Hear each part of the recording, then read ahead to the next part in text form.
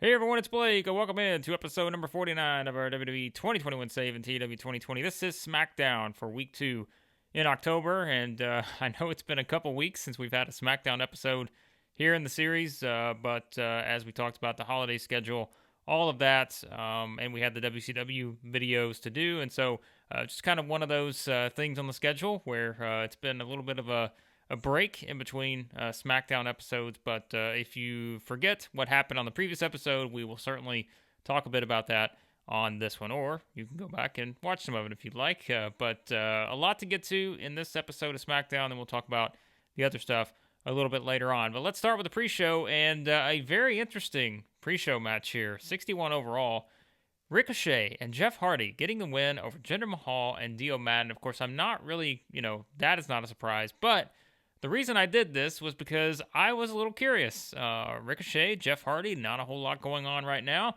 And I wanted to kind of see, could there be something there from a team standpoint? And to be honest, I had no idea. I didn't know what to expect on this, but it looks like we've got excellent chemistry here. So that may change my mind on a few things in terms of some plans I had for each of these two moving forward. But this is why we do the pre-show, just to see if there's any sort of notes like this. And this one, certainly, I'm intrigued by to see that they do have excellent chemistry teaming together. So that is something we can look at moving forward. And like I said, I had some plans in mind for both of these two.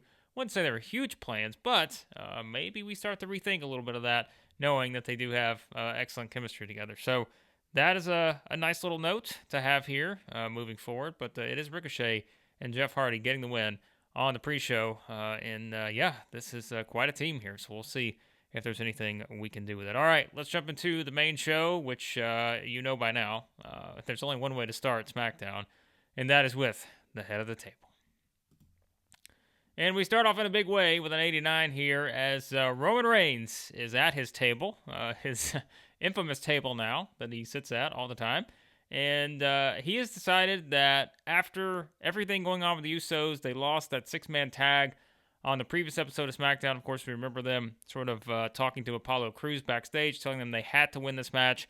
Turns out that didn't happen. Crews lost, and that was that.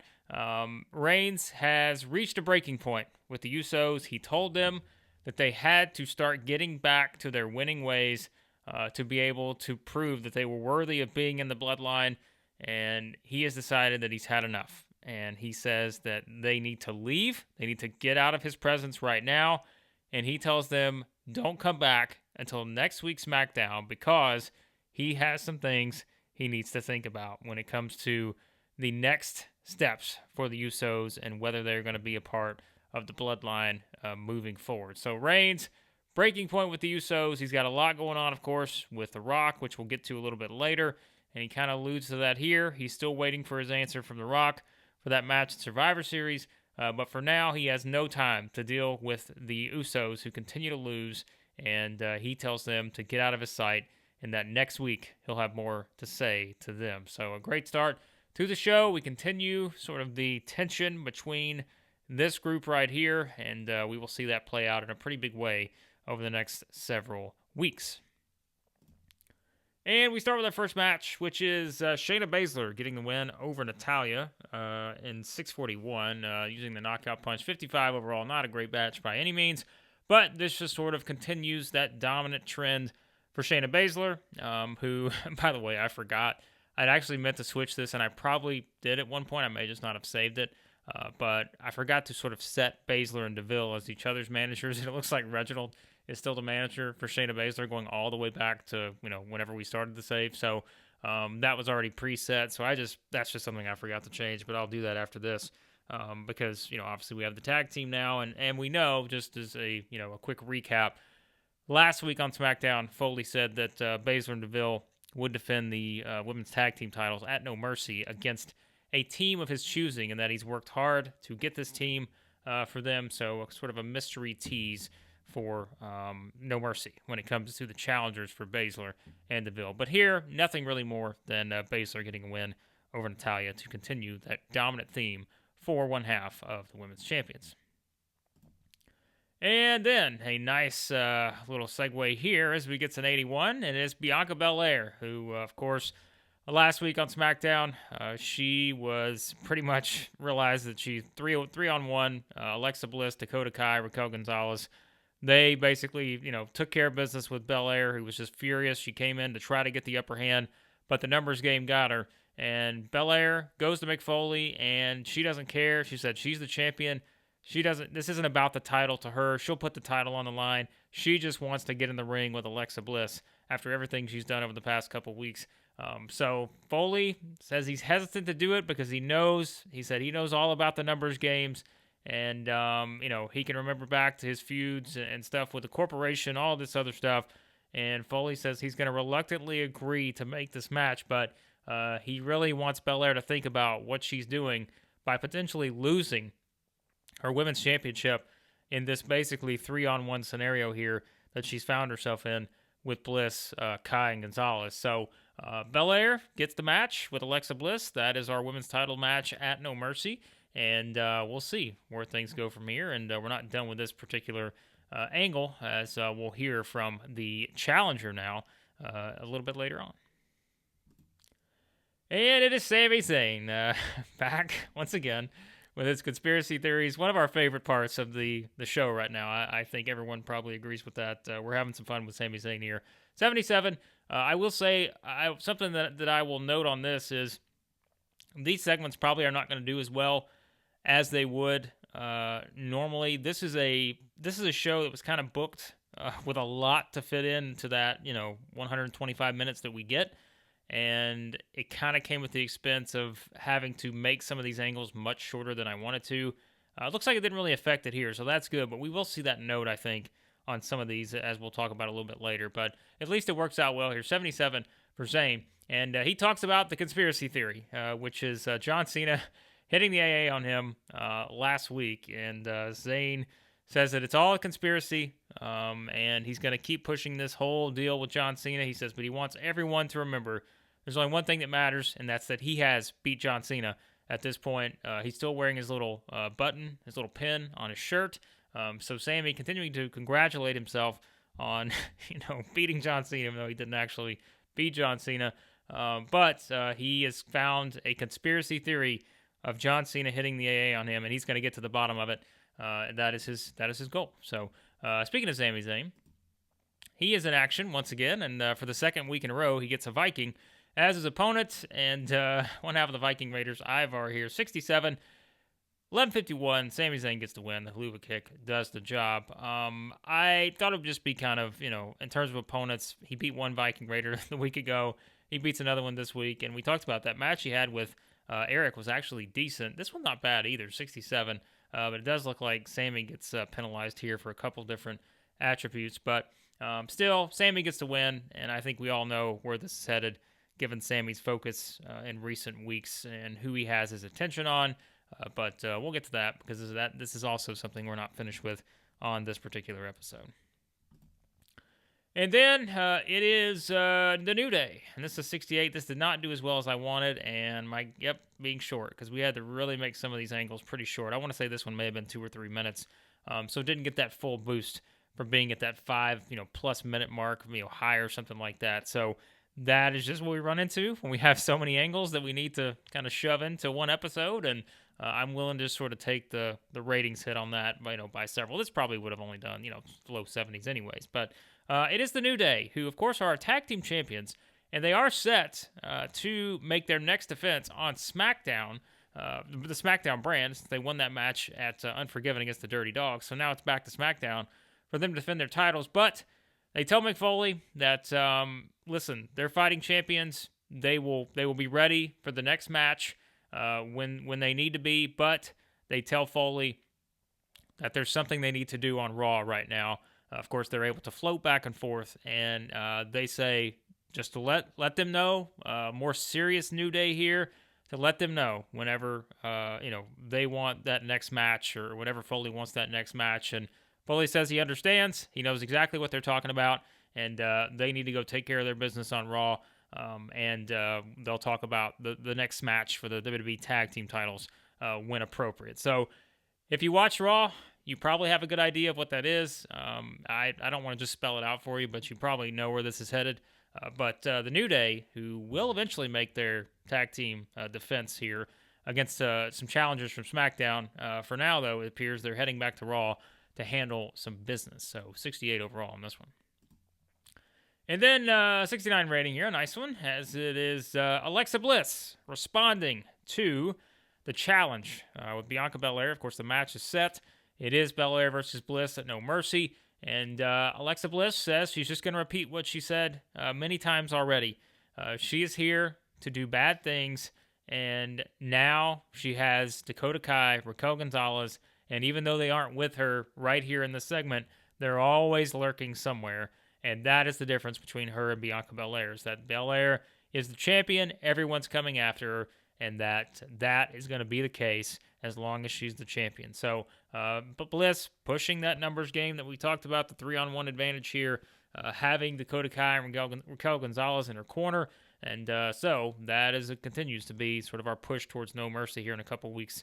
As it is set, Bliss versus Belair, a nice rating here, not great. As I'm looking at these ratings, you know what I'm going to say.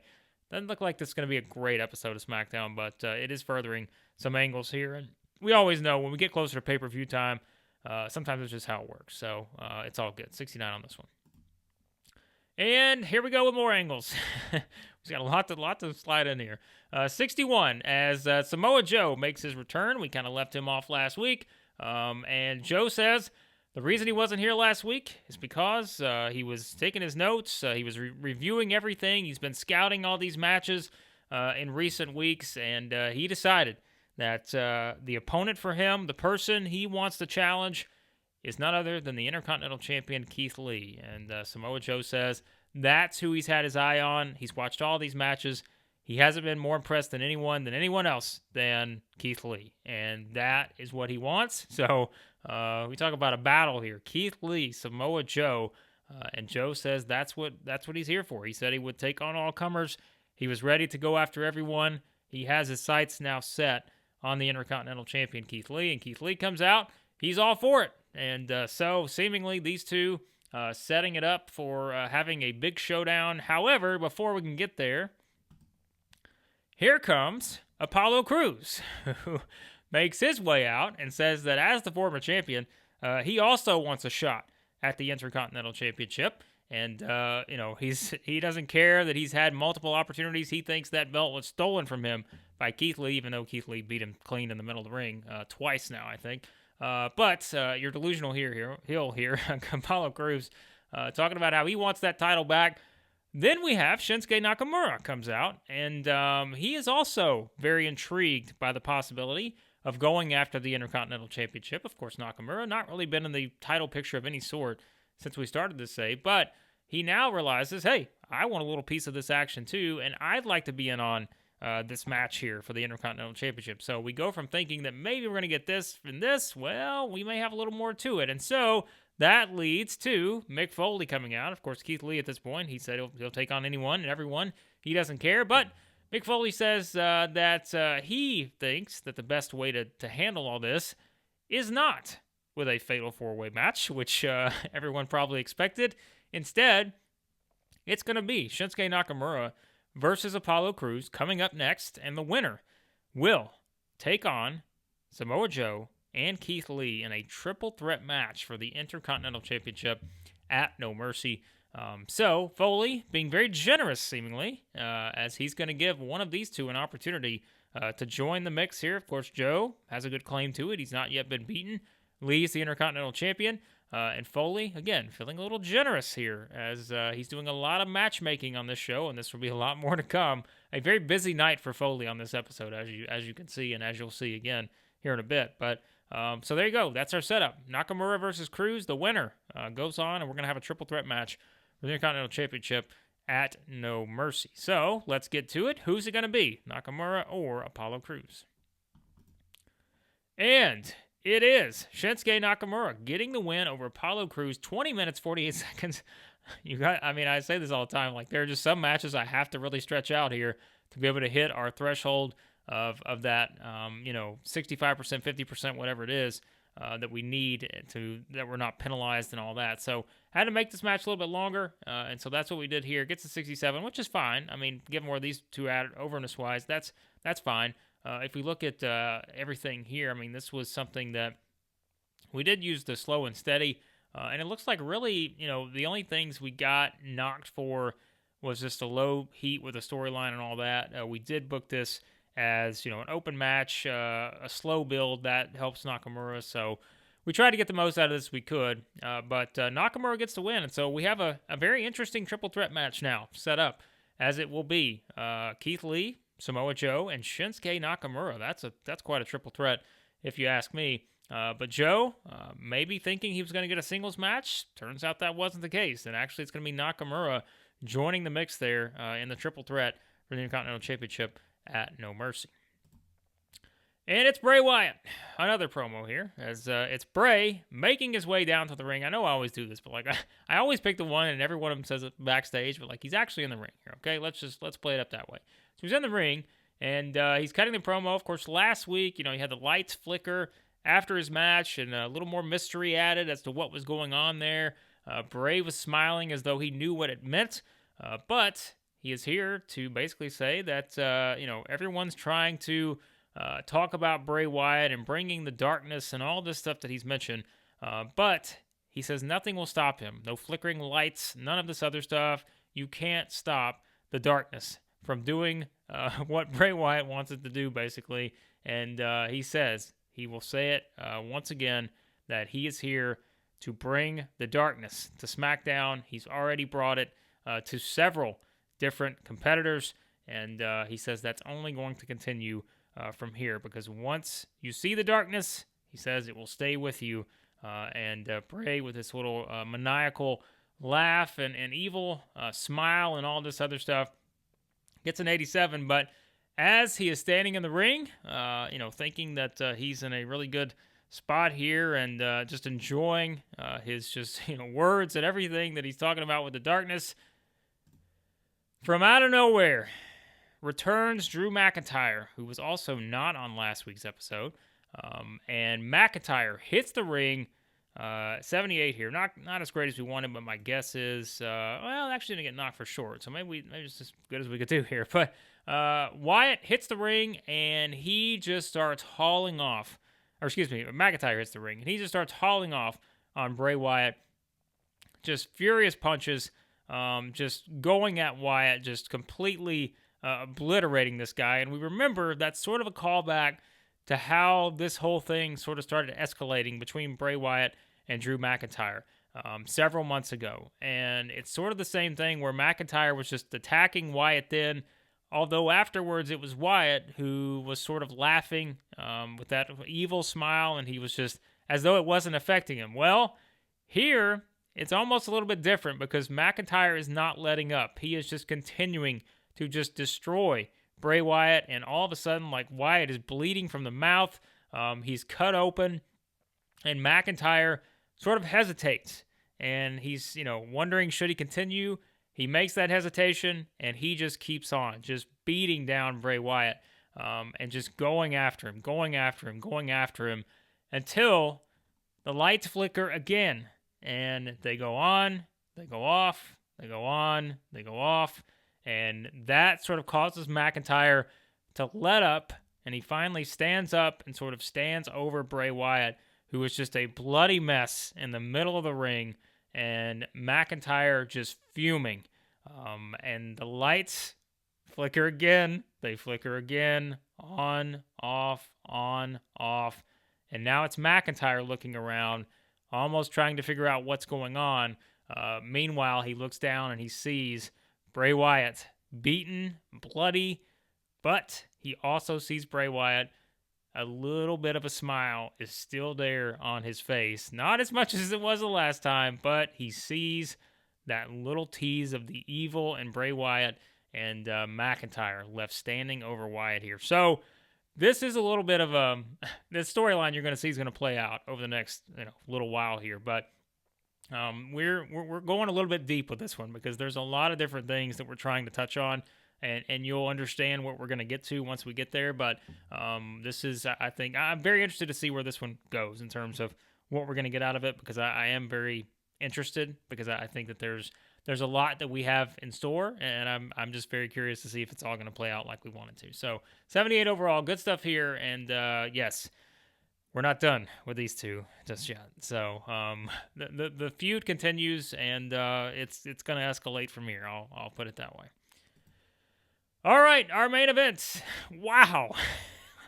I would have never expected a Baron Corbin match to get an 82 overall, but that's what happens when you put John Cena in the main event. It is John Cena getting the win over Baron Corbin in 14:49, the FTF, and it happens after botched interference from our friend Sami Zayn, who Zayn tries to get involved to, get back at John Cena.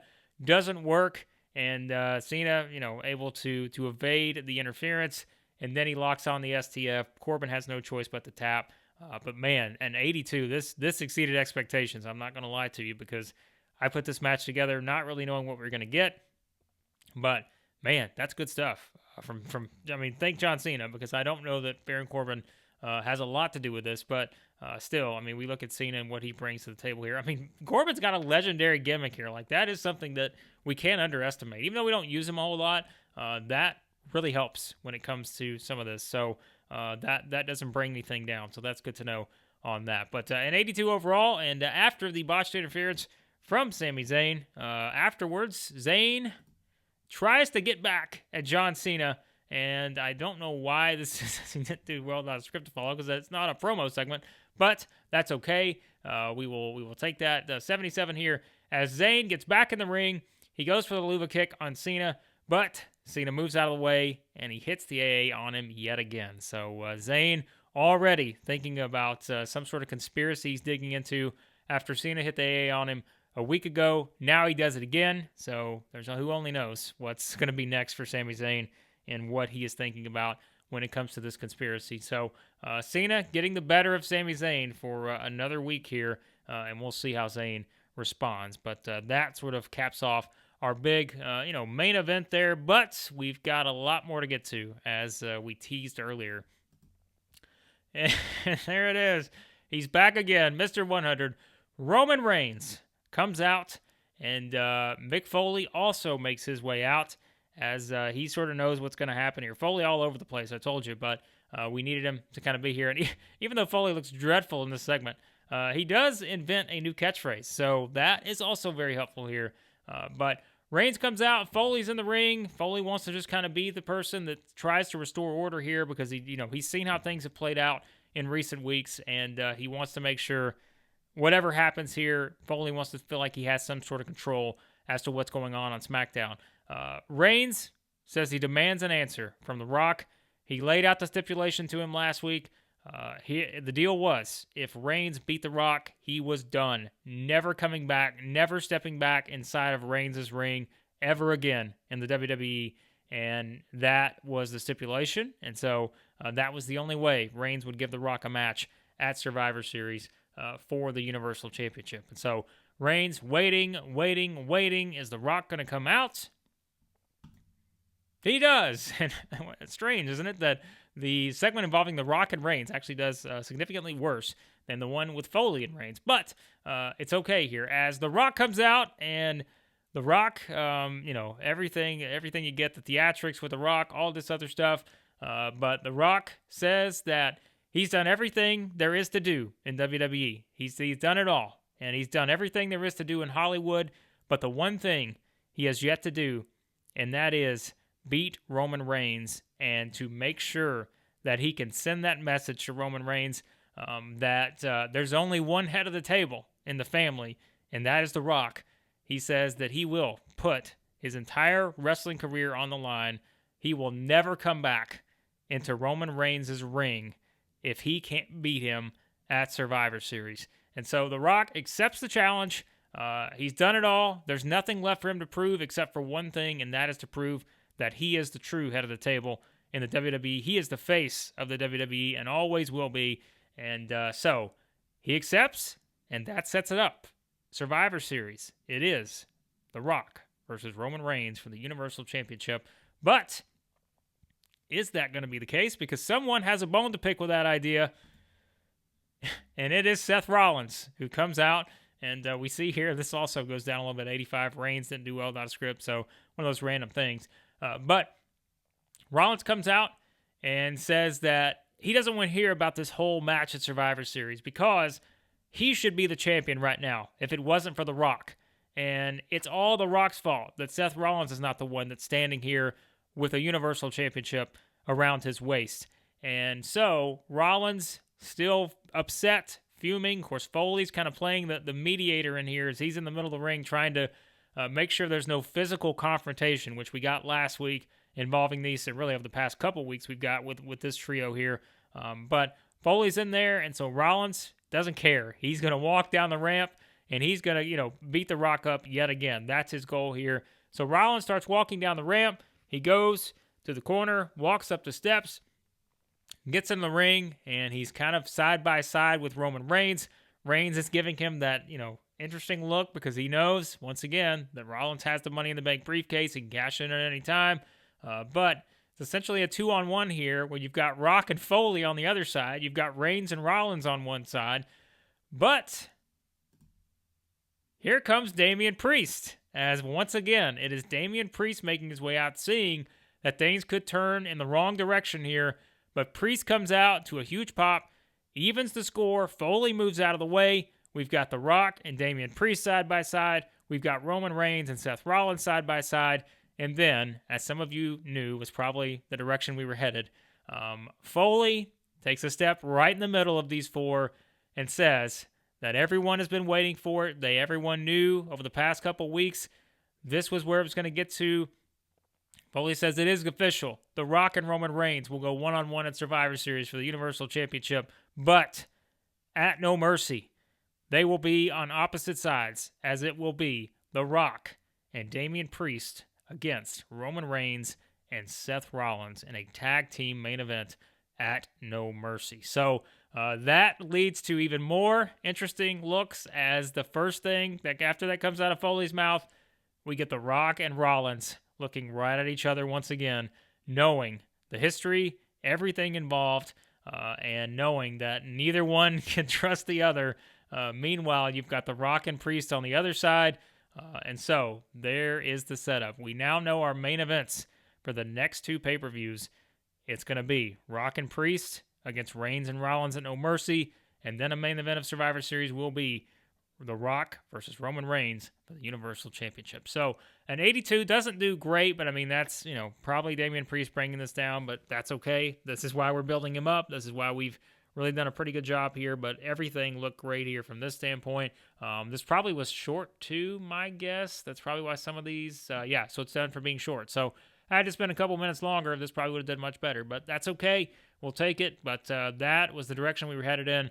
So we've got our main events, and now that it's actually set, I'm very excited because I know where we're going with these next two pay-per-views, and this is getting me a little more giddy about where we're going to be at with these two shows, because we have got some big stuff in the works over the next couple months. And so now that it's set, I'm a little more excited knowing that we have our main event set for the next two pay-per-views. So there you go. There was SmackDown. I'm curious about the rating on this one. Probably not as great because we did have some segments that, actually 87. Are you serious? How do we get an 87 here? Wow.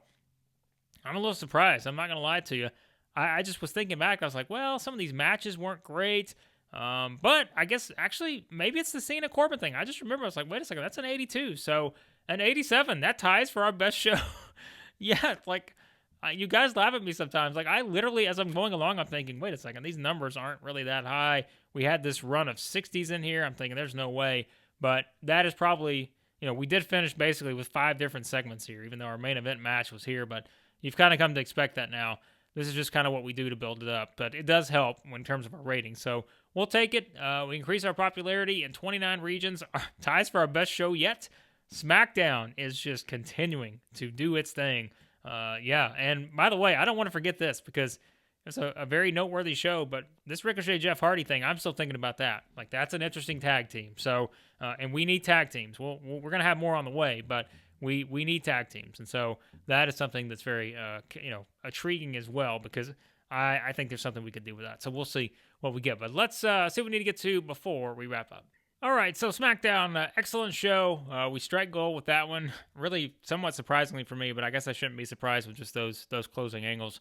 That really helped, and the main event exceeded expectations. I just did not think Baron Corbin match was going to get an 82, but Foley with the new catchphrase, entirely improvised. Look at that, Foley coming through once again, and he's surprised that it gone down so well. So we were both surprised in different ways with SmackDown. So fans were chanting it after the show ended.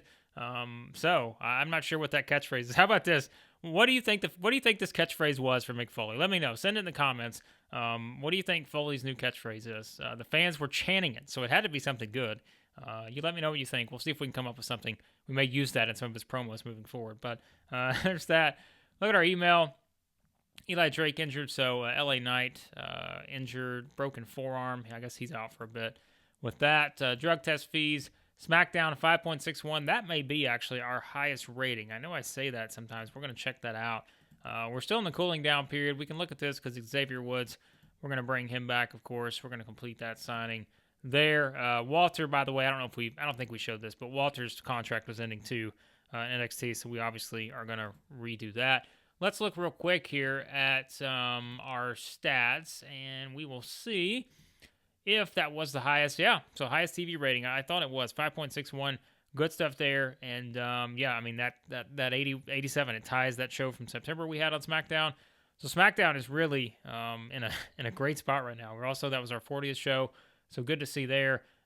So yeah, I mean there's a lot going on here, isn't there? And we're almost hitting the 5 million viewer mark. So I assume that's for this episode too. So yeah, we're doing well on SmackDown right now. So there you go. There's SmackDown. And as always, be sure to like, share, subscribe, all that good stuff. Comment on what you think Mick Foley's catchphrase should be moving forward. The fans are chanting it. Don't say what, because I don't want to use what. What? No, I'm just kidding.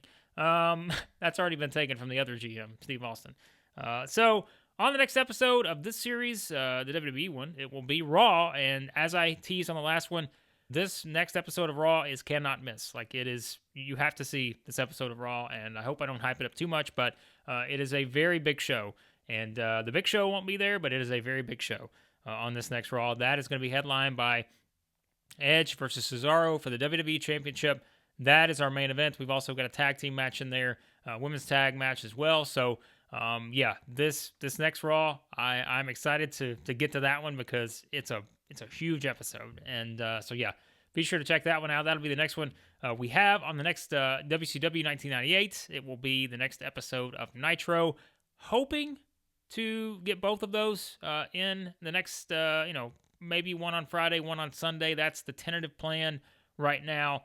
We'll see about that. Like I said, just kind of the holiday just kind of threw off the posting schedule a little bit. But yeah, those are our next ones that we have in store there. So be sure to subscribe so you get those when they are posted. But as always, thanks for the great feedback. And on the next episode of the WWE series, it will be a huge episode of Raw in October, Week 3.